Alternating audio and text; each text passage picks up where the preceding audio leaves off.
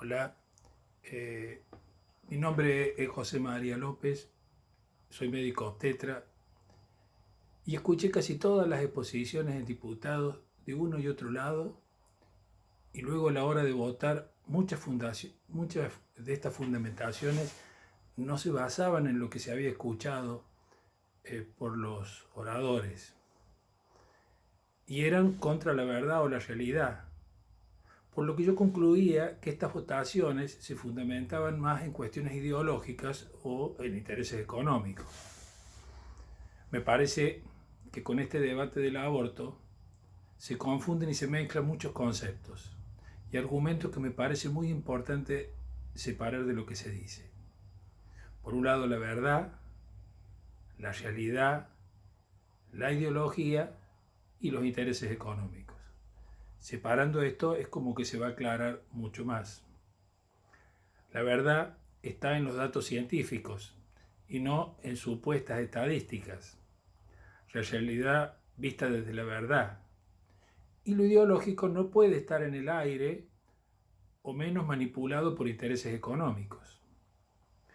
Una verdad, una verdad es que desde el punto de vista médico, la vida de una persona empieza en la concepción. Lo dicen todas las entidades autorizadas, nacionales e internacionales. Siempre lo estudié y lo comprobé que es así. No admite discusiones desde lo biológico.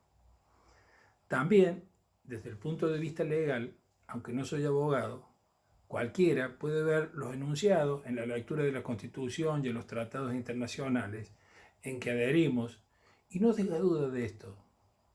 Entonces, no admitirlo se aparta de la verdad, del significado de las palabras por lo menos.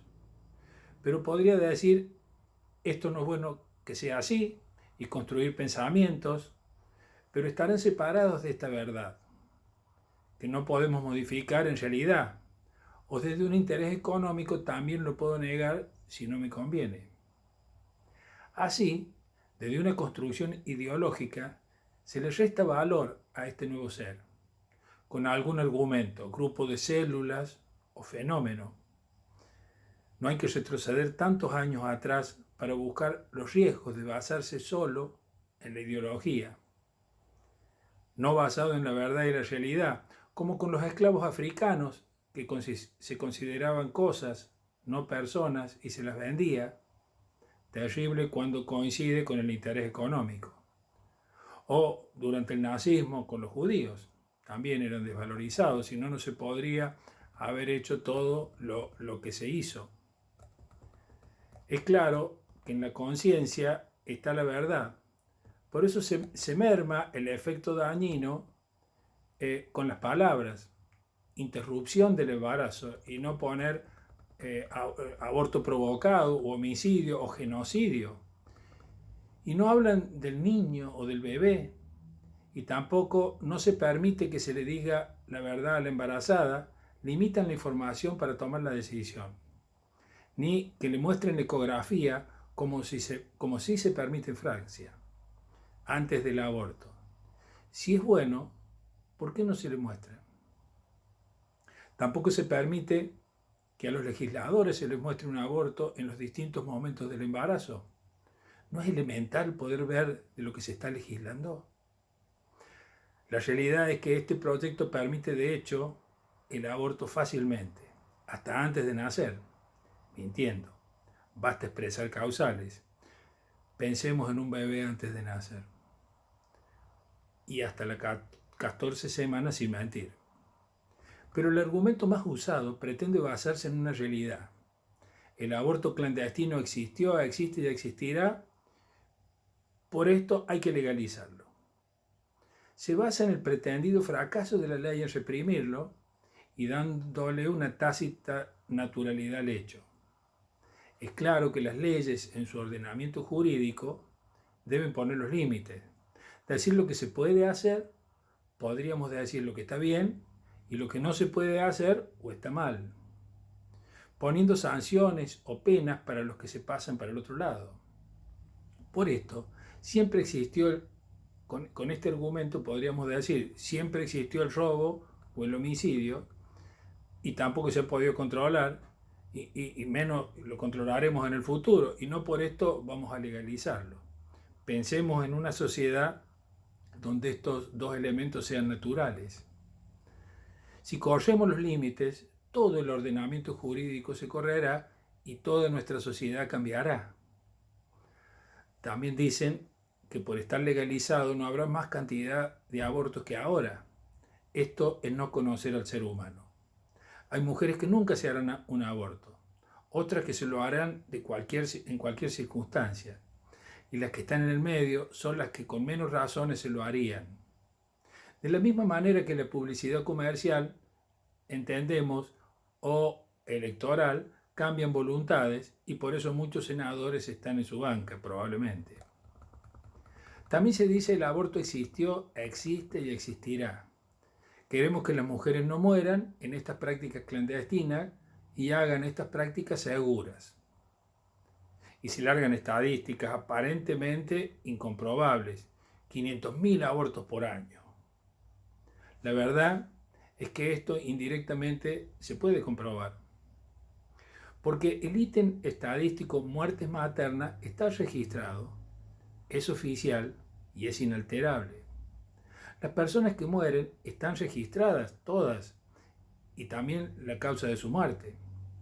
Se considera en términos generales que 1 de cada 7 muertes maternas es a causa del aborto.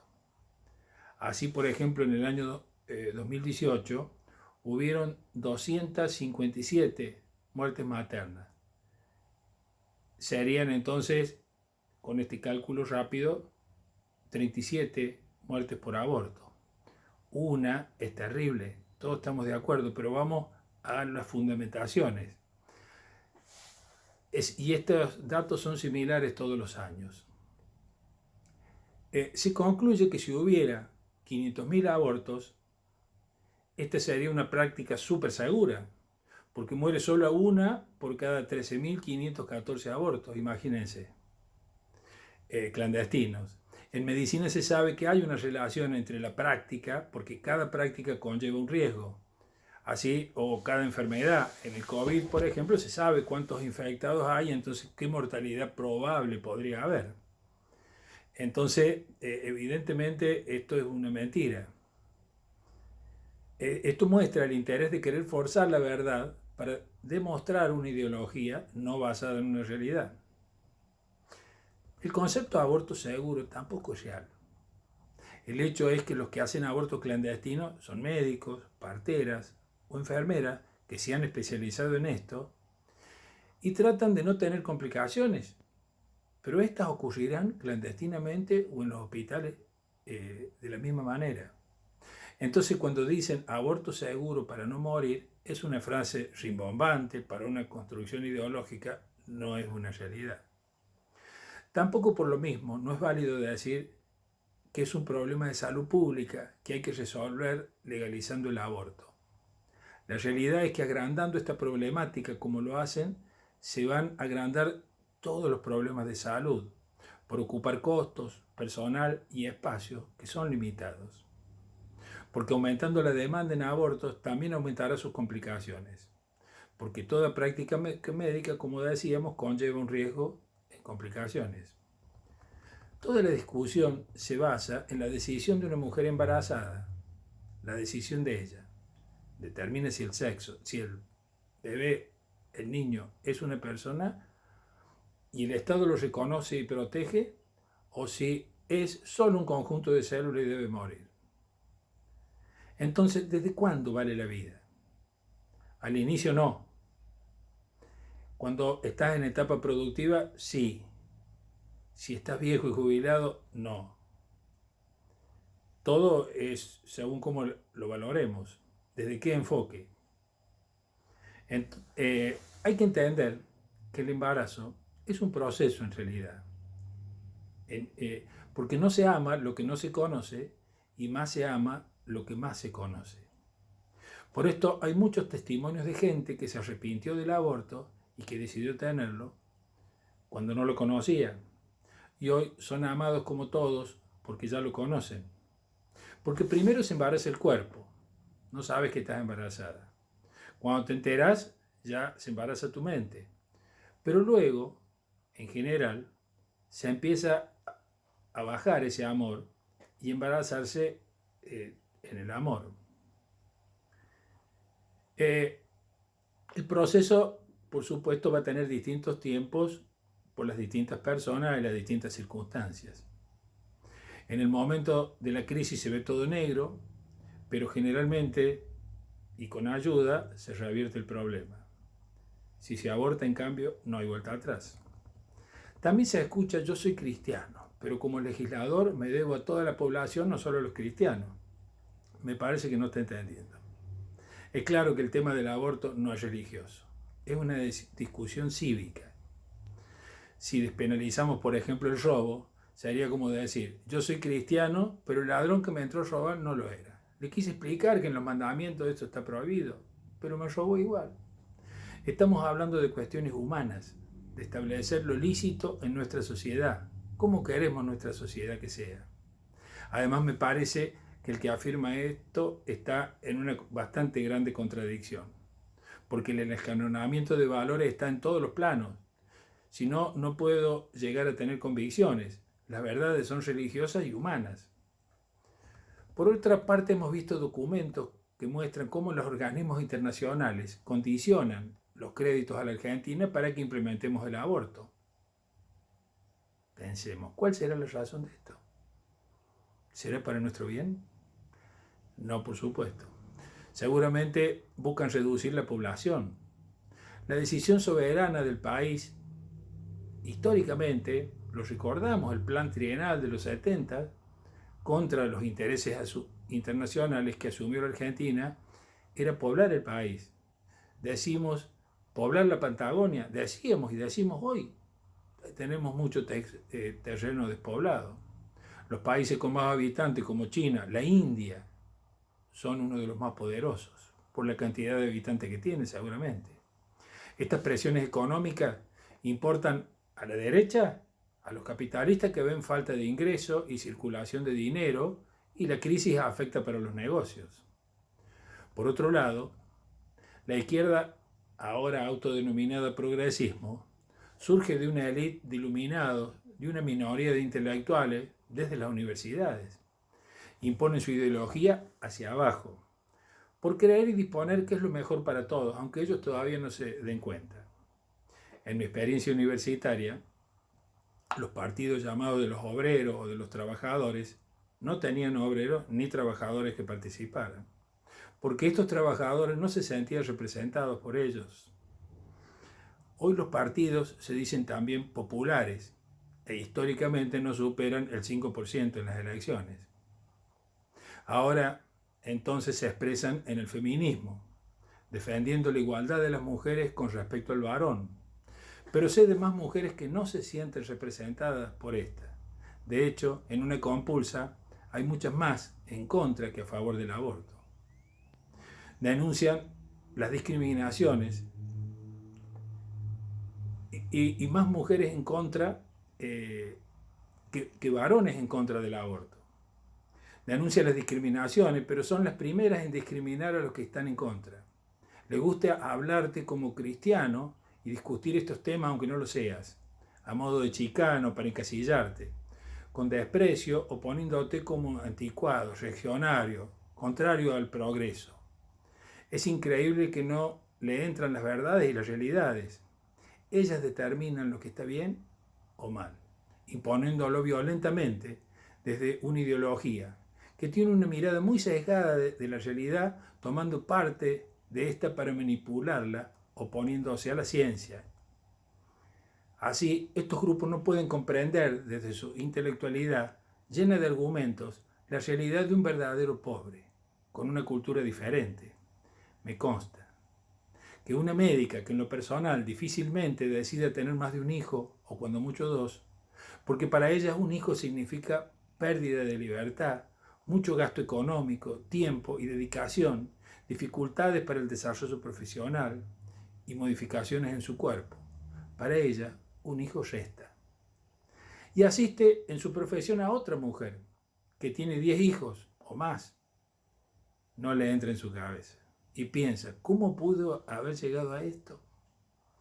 Pobre. Entonces le ofrecen ligaduras de trompa o los métodos más drásticos para que no tengan más, obviamente. Nunca se preguntaron qué significa un hijo para estas otras mujeres que no tienen nada. Un hijo suma. Tener a alguien una ayuda económica porque desde niños se insertan en las tareas y necesidades de la casa, cuidando a los hermanos o trabajando en la calle con los adultos, como cartonero, por ejemplo. Es posible que cuando te digo esto estés pensando, eso no es bueno, es mejor que así no tenga hijos. Bueno, entonces no seamos hipócritas. No digamos que ellos buscan el aborto. Somos nosotros contra su realidad. Combatir la pobreza matando a los pobres, no resolviéndoles esta realidad. Las feministas verdes dicen que no se las obliga a abortar a estas mujeres, pero de hecho se las induce desde esta diferencia cultural, desde arriba hacia abajo. Por esto, no se les da información verdadera. Es quitarse un grupito de células. Ahora sería sacarse este fenómeno. Para la médica, la decisión de tener un hijo es un no muy grande.